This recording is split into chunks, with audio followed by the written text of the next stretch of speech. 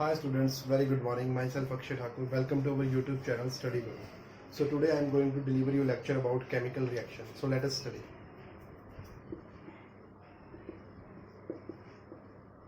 Chemical reaction क्या होती है? Very simple. Simple language. आपके old bonds क्या होंगे? They will break. वो टूट जाएंगे. और new bonds क्या होंगे? They will form. Is called chemical reaction. ठीक है.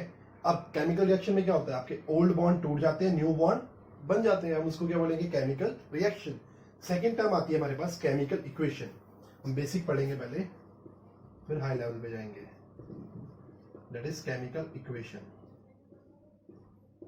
केमिकल इक्वेशन क्या होती है? Very simple.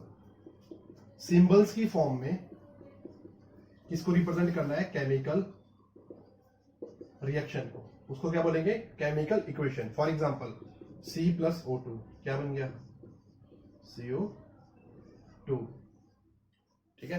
अब यहां से एक चीज आपने क्या याद रखी है, C का है कार्बन ऑक्सीजन, क्या बन गया? CO2.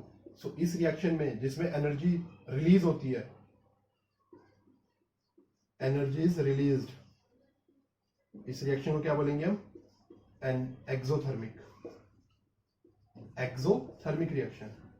ठीक है, एक्सोथर्मिक. अब आते हैं हम केमिकल रिएक्शन की टाइप्स पे. केमिकल रिएक्शन के बारे में फर्स्ट टाइप आती है कॉम्बिनेशन रिएक्शन. कॉम्बिनेशन का मतलब क्या है? दो चीजों को कंबाइन करना है. सो कॉम्बिनेशन रिएक्शन को लिखने से पहले आप एक चीज याद करिए. जैसे मैंने लिखा था C+O2, ये क्या बन गया? CO2. जो एरो से इधर है, लेफ्ट हैंड साइड पे है, इनको क्या बोलते हैं? रिएक्टेंट. क्या बोलते हैं? रिएक्टेंट. और जो एरो के इधर बनता है, इसको क्या बोलते हैं? प्रोडक्ट. ठीक है. सो कॉम्बिनेशन रिएक्शन में क्या होता है, हमारे पास एक या एक से ज्यादा, मतलब दो या दो से ज्यादा क्या होंगे आपके पास? रिएक्टेंट होंगे. They will combine and give the single product. So C+O2 आपका किसी का एग्जांपल हो जाएगा कॉम्बिनेशन रिएक्शन का. नेक्स्ट आती है हमारे पास डीकंपोजिशन रिएक्शन. डीकंपोजिशन में क्या होगा आपके पास? सिंगल रिएक्टेंट होगा, उससे क्या बन जाएंगे? दो या दो से ज्यादा, टू और more product. Simple definition. Example CaCO3 को हमने हीट किया, क्या बनेगा? CaO plus CO2. अब CaO को कॉमन नेम क्या होता है? इसको बोलते हैं क्विकलाइन. क्या बोलते हैं? क्विकलाइन. इसको क्या बोलते हैं? कैल्शियम कार्बोनेट और CO2. अब यहाँ पे एक आप कमेंट बॉक्स में मुझे करके बताएंगे CaOH2 का कॉमन नेम क्या होता है. ये बोर्ड एग्जाम से बड़ा इंपॉर्टेंट है. ठीक है. Another displacement reaction, that is very important.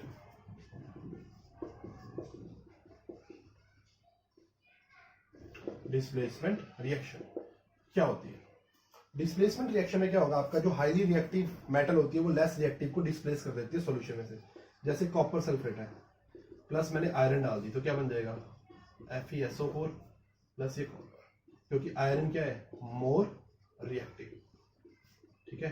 अब इसका एक क्वेश्चन भी आता है, why the copper sulphate. Copper sulphate का जो कलर होता है, सॉल्यूशन का जो कलर होता है, वो क्या होता है? ब्लू. ये कलर ब्लू से क्या हो जाएगा? ग्रीन हो जाएगा. किस वजह से होगा? Due to displacement reaction. ठीक है. अब नेक्स्ट हमारी रिएक्शन मैंने आपको टाइप बताई थी, एक्सोथर्मिक. क्या होती है एक्सोथर्मिक? वो होती है जिसमें हीट क्या होती है? रिलीज्ड.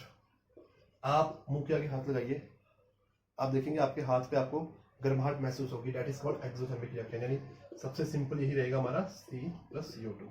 अब इसमें दूसरी टाइप आती है हमारे पास एंडोथर्मिक. क्या आती है? एंडोथर्मिक.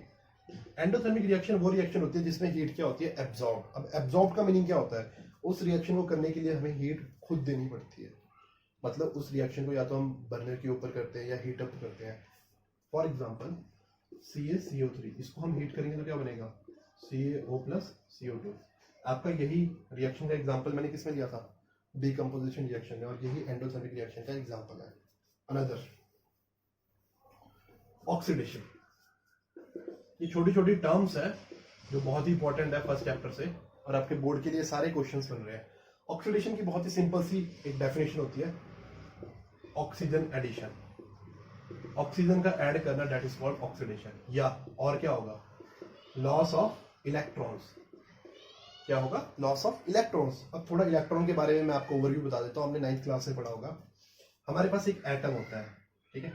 एटम के सेंटर में बहुत ही छोटी सी जगह होती है जहां पे पॉजिटिव चार्ज होता है, उसको क्या बोलते हैं, न्यूक्लियस। न्यूक्लियस के अंदर क्या होता है, प्रोटॉन प्लस न्यूट्रॉन। प्रोटॉन पे कौन सा चार्ज होता है, पॉजिटिव। न्यूट्रॉन पे क्या होता है, नो चार्ज। अब यहाँ पे शेल्स होती है, इन शेल्स में क्या रिवॉल्व करते हैं, इलेक्ट्रॉन्स। इलेक्ट्रॉन्स के ऊपर कौन सा चार्ज होता है, दैट इज नेगेटिव। अब कई बार कंपटीशन में क्वेश्चन आ जाता है, हु डिस्कवर्ड इलेक्ट्रॉन। इलेक्ट्रॉन की जो डिस्कवरी करी थी वो करी थी रदरफोर्ड ने। किसने करी थी, रदरफोर्ड ने। अब कई बार न्यूट्रॉन का पूछ लेते हैं, न्यूट्रॉन की इन्वेंशन किसने करी थी, that is James Chadwick, JAMES, James Chadwick. और प्रोटॉन की इन्वेंशन किसने करी थी, JJ थॉमसन ने। अब एक और क्वेश्चन यहाँ पे बता ही देता हूँ आपको जो आ सकता है कि रदरफोर्ड ने एक एक्सपेरिमेंट किया था 1905 में अपने स्टूडेंट्स के साथ। वो एक्सपेरिमेंट करने के लिए उन्होंने कौन सी मेटल का यूज किया था। तो इसका आंसर क्या रहेगा आपका, आंसर रहेगा आपका दैट इज गोल्ड। अब कई बार और ज्यादा एडवांस चले जाते हैं, गोल्ड ही क्यों यूज किया था, क्योंकि जो गोल्ड के एटम्स होते हैं वो बहुत ही थिन होते हैं। गोल्ड जो होती है उसकी मेलेबिलिटी बहुत ज्यादा होती है, इसलिए जो गोल्ड एलिमेंट है वो रदरफोर्ड ने यूज किया था 1905 में अपने स्टूडेंट के साथ एक्सपेरिमेंट परफॉर्म करने के लिए, ठीक है।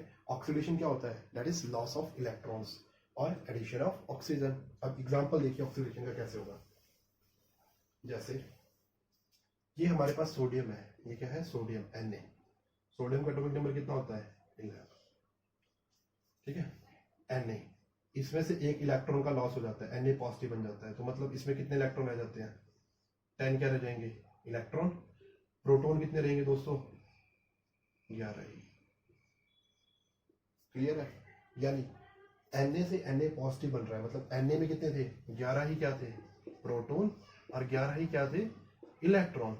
Number of proton is always equal to number of electrons. But जब Na पॉजिटिव बना तो इसमें से लॉस क्या हो गया, एक इलेक्ट्रॉन का क्या हो गया बच्चों, लॉस। और ये इसमें कितने इलेक्ट्रॉन रह गए, 10 इलेक्ट्रॉन्स। सो Na से Na पॉजिटिव बन गया, दैट इज मींस ये ऑक्सीडाइज हो गया, ठीक है। एक और एग्जांपल लेके देखते हैं, Mg, मैग्नीशियम का एटॉमिक नंबर कितना होता है, 12। सो 12 इसमें क्या है, प्रोटॉन, 12 ही क्या है, इलेक्ट्रॉन। सो Mg से Mg क्या बन गया, +2, मतलब इससे 2 इलेक्ट्रॉन्स का क्या हो गया, लॉस। तो इसमें कितने इलेक्ट्रॉन रह गए, 10 इलेक्ट्रॉन्स, ठीक है। सो Mg में 12 थे, Mg +2 में कितने रह गए, 10 इलेक्ट्रॉन्स। तो ये क्या होगी, इसकी ऑक्सीडेशन। इसी तरह से आप मुझे कमेंट में करके बताएंगे, जो आपका होमवर्क रहेगा, दैट इज एल्यूमिनियम +3 का बताएंगे, और बताएंगे आप मुझे एल्यूमिनियम मैग्नीशियम प्लस, ठीक है। सो आगे चलते हैं, next topic is reduction. Reduction क्या होती है, देखो ये अपोजिट होगा किसका, ऑक्सीडेशन का। ऑक्सीडेशन में क्या हो रहा था आपके, that is loss of electron. यहाँ पे क्या होगा, गेन, किसका, इलेक्ट्रॉन का। और क्या बोल सकते हैं, हाइड्रोजन की क्या हो रही है, एडिशन। ऑक्सीडेशन में क्या हो रहा था, एडिशन ऑफ ऑक्सीजन। यहाँ किसकी एडिशन हो रही है, हाइड्रोजन की। सो इसका एग्जांपल लेके देखते हैं। जैसे हमारे पास क्लोरीन है बच्चों, क्लोरीन का एटॉमिक नंबर 17, तो 17 ही क्या है, प्रोटॉन, और 17 ही क्या है, इलेक्ट्रॉन। अब मैंने क्लोरीन में +1 इलेक्ट्रॉन जोड़ दिया, तो ये क्या बन जाएगा, Cl नेगेटिव। तो इसमें क्या रहेंगे, 17 क्या रहेंगे आपके, प्रोटॉन, और 18 क्या हो जाएंगे, electron. This is very simple. इसी तरह से आप कमेंट बॉक्स में मुझे सॉल्व करके बताएंगे S4 नेगेटिव का, ठीक है। अब चलते हैं आगे, नेक्स्ट टर्म देखो।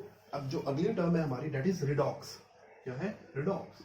रिडॉक्स का मतलब क्या होता है, जिसमें आपकी ऑक्सीडेशन भी होगी प्लस रिडक्शन भी होगी।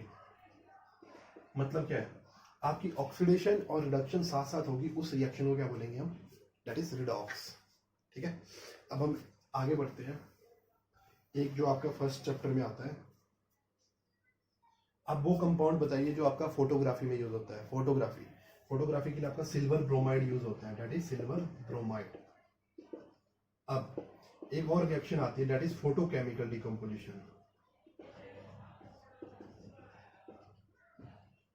देखो फोटोकेमिकल डिकम्पोजिशन रिएक्शन क्या होती है हमारी, फोटोकेमिकल डिकम्पोजिशन रिएक्शन वो रिएक्शन होती है जो लाइट की प्रेजेंस में किसी भी केमिकल की डिग्रेडेशन हो जाती है, ठीक है।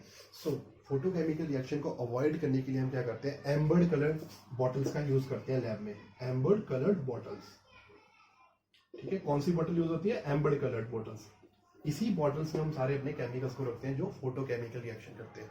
सो एम्बर्ड कलर्ड बॉटल्स क्यों यूज होती है, to avoid the photochemical decomposition reaction. चलो नेक्स्ट टॉपिक। नेक्स्ट आता है हमारे पास प्रेसिपिटेशन रिएक्शन।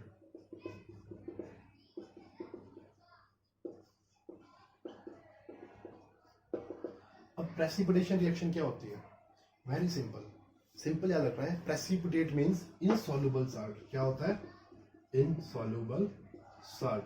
सो आप सिंपल सी डेफिनेशन क्या लिखेंगे, the reaction in which insoluble, yes.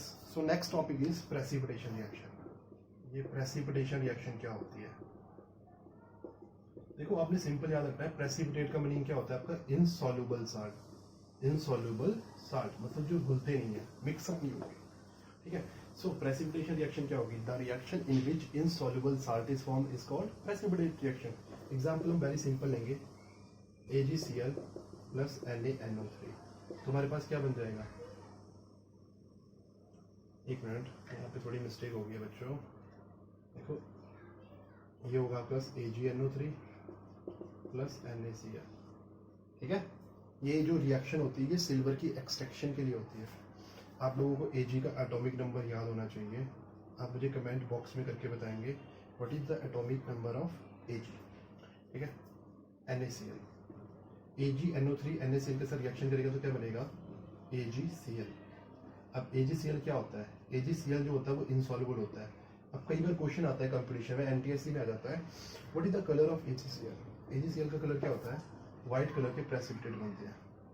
Precipitate जब भी बनते हैं हम उसको डाउनवर्ड एरो से रिप्रेजेंट करते हैं, और बाकी आपका NaNO3 बन जाएगा। ठीक है, so downward arrow represent that precipitate is formed. This is called precipitation reaction. Now another topic is rusting. ये बड़ा इंपॉर्टेंट टॉपिक है, ये आपको 2 मार्क्स में भी आ सकता है और ऐसे भी। देखिए रस्टिंग क्या होता है, सिंपल सी लैंग्वेज में हम लिखेंगे oxidation of iron. Oxidation of iron किसकी वजह से, due to presence of air plus water plus moisture. Simple definition. देखिए साइंस में क्या रहता है, आपको पॉइंट टू मीनिंग वर्ड लिखने होते हैं, ऐसे राइटिंग नहीं चल रहा है। सो रस्टिंग क्या होगा, oxidation of iron due to presence of air water and moisture is called rusting. अब यहाँ पे नेक्स्ट क्या लिखेंगे आप, रस्ट का फॉर्मूला क्या होगा रस्ट का, देखिए Fe2O3.XH2। चलो हमने इतना लिख दिया। अब यहाँ से क्या क्वेश्चन आ सकता है, रस्ट के फॉर्मूला है Fe2O3.XH2। इसमें x क्या रिप्रेजेंट कर रहा है, हमारा x रिप्रेजेंट करता है नंबर ऑफ वाटर मॉलिक्यूल्स, कि कितने नंबर ऑफ वाटर मॉलिक्यूल्स है। ठीक है, सो रस्ट का फॉर्मूला Fe2। अब यहाँ पे एक और क्वेश्चन आ सकता है आपसे, what is the colour of rust. So जो रस्ट होती है बेटा किस कलर की होती है, that is brown colour mass. ठीक है, so rusting that is oxidation of iron due to presence of air water and moisture. Rust का फॉर्मूला Fe2O3.XH2। ब्राउन कलर का मास होता है, number of water molecules x represent करता है। अब जब ये रस्ट, ये तो हो गया हमारा ऑक्सीडेशन ऑफ आयरन। जब ऑक्सीडेशन होगी किसी भी मेटल की, किसी भी oxidation of a metal, oxidation of a metal. So oxidation of metal के लिए हम क्या टर्म यूज करते हैं, कोरोजन। क्या यूज करते हैं, कोरोजन। बाकी सब कुछ सेम रहेगा।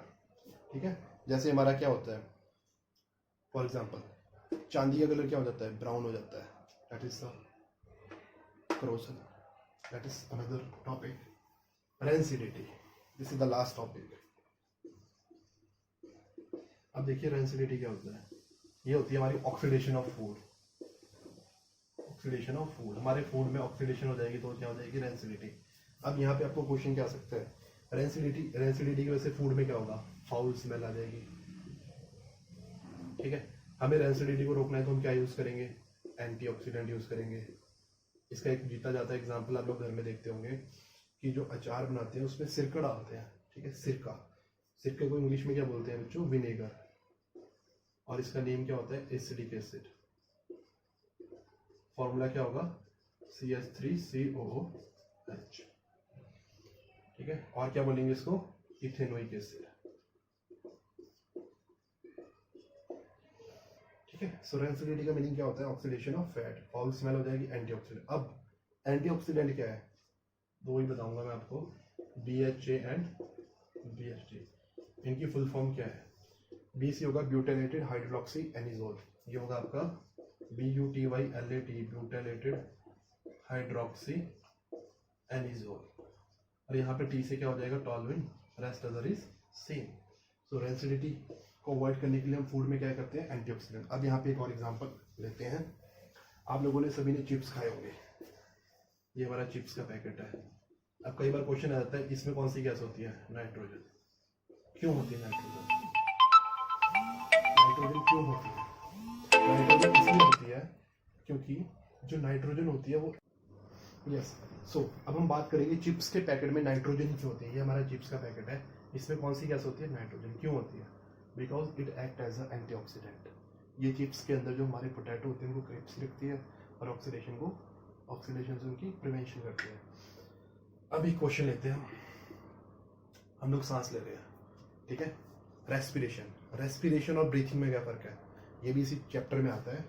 देखो रेस्पिरेशन जो होती है, वेरी सिंपल लैंग्वेज में याद रखेंगे हम, क्या होगी, ऑक्सीडेशन ऑफ ग्लूकोज। अब आप लोग बोलोगे ग्लूकोज क्या चीज है, ग्लूकोज का आपको फॉर्मूला याद करना है C6H12O6। अब इसमें जब मैं ऑक्सीजन ऐड करूंगा तो क्या बन जाएगा, देखो CO2 प्लस H2O और प्लस क्या बन जाएंगे, ATP।